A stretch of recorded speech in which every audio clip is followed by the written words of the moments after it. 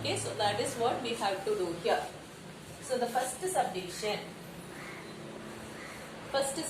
is 13 by 3125. 3125. Okay, this is the first subdivision. So what we need to do? No need of doing actual division. We are taking the denominator and prime factorizing. The denominator is, I'll just rub the question, okay? It is very big question, so I'm rubbing it. Otherwise, we will not get enough space. The question I'll write on the top. 13 by 3125. So we are taking the denominator. That is 3125. Then prime factorize. Okay. So here we know ones place it is 5.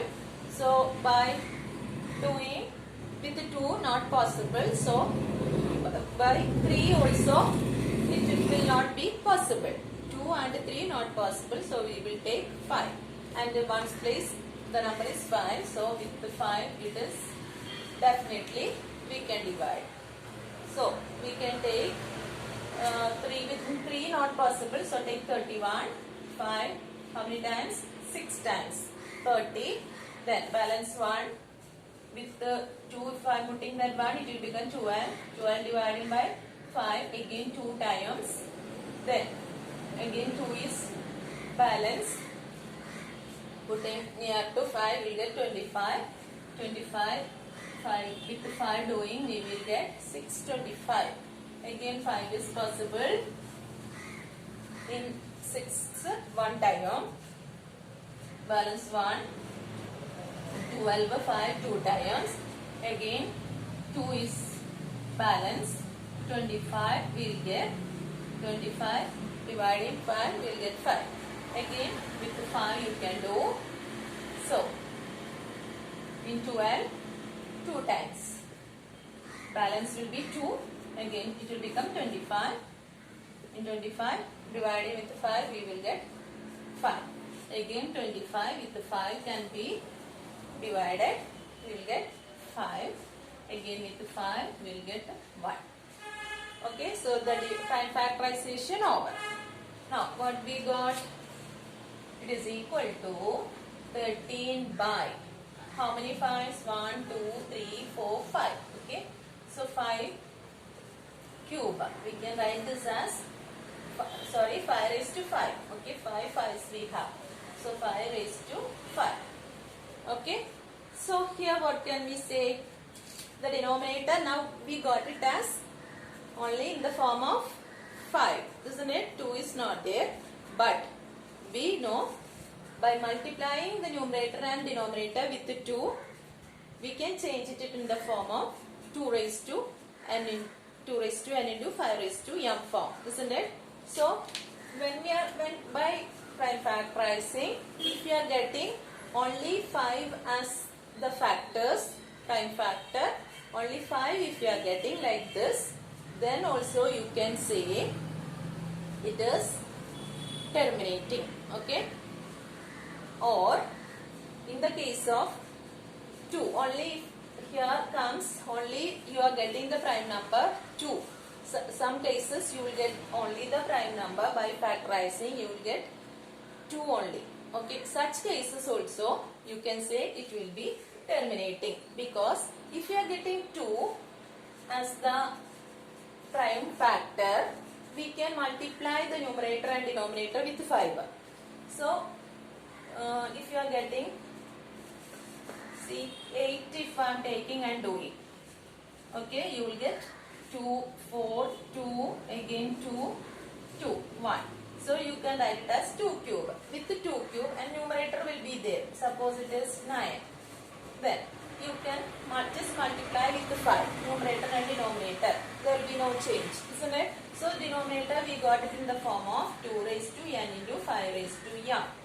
Isn't it? 5 means 5 to the power 1. Similarly, in the case of the prime factor 5 also, if you are getting only 5, you can write here 2.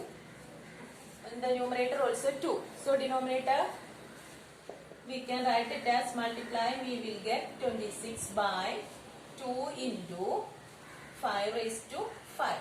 Isn't it? So the denominator is of the form 2 raised to n into 5 raised to m.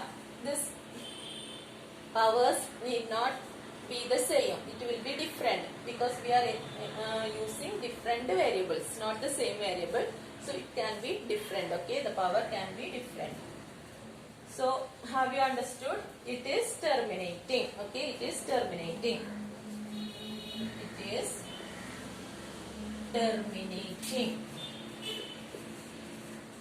Understood? Then next question. Second one. The same type. It is 17 by 8. Okay, 17 by 8. Here already I showed the prime factorization of 8, isn't it? 8, 2, 4. Again with the 2, you will get 2, 2, 1. So the denominator, how can we write? 17 by 2 cube, isn't it? We got 2 cube. 8 prime factorizing, we got a 2 cube. Here also we have only the number 2, prime number 2, isn't it? So we want to change it in the form of 2 raised to n into 5 raised to m form. So for that, what we are going to do? We can multiply the numerator and denominator by 5. So the denominator changed into the form 2 raised to n into 5 raised to m. Okay. So that is, so what can we conclude? It is also terminating. It is terminating. Okay. So this is how you have to do it. Find whether it is terminating or not. Understood all of you? Then one more problem I'll do for you. 64. 64 by 455. What will happen? I'll just show you.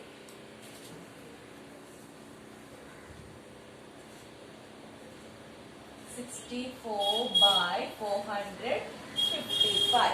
Okay. It is the third subdivision. Here the denominator is 455.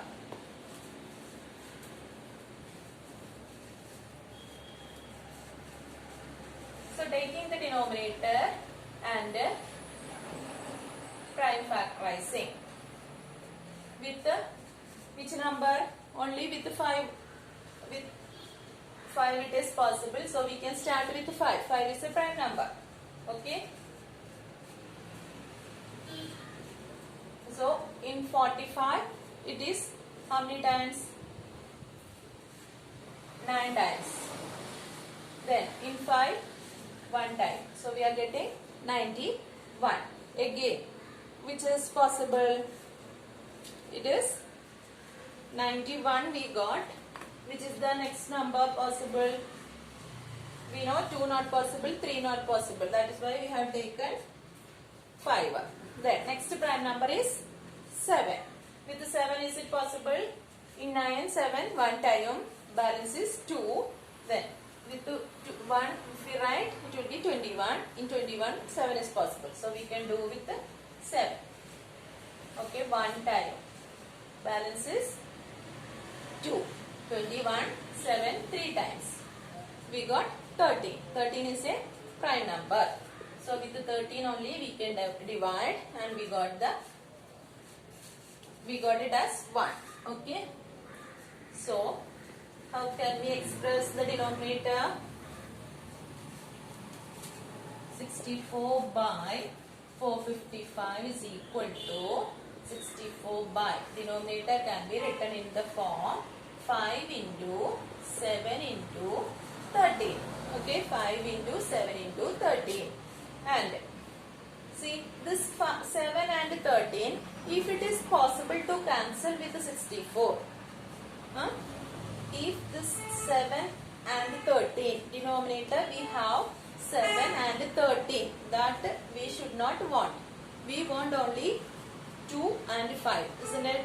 So we can take the other prime factors, and if it is possible to cancel with the numerator, that means the 7 or 13, if it is possible to cancel with the 64, we can do it. Okay. Then we can change. If it is possible to cancel means it will change it into what? The denominator we can change it in the form of 2 into 5 form we can change. Okay, so here 64 in 7 in 64 not possible. Similarly 13 also in 64 not possible to cancel. So here cancellation we cannot do. So denominator we are getting 5 into 7 into 13, which is not of the form 2 raised to n into 5 raised to m, isn't it? So what can we conclude? It is non-terminating repeating. It is non-terminating repeating. Okay, it is non-terminating repeating. This is how you have to do such problems. Okay, so I hope you have understood today's class. So thank you. Have a nice day.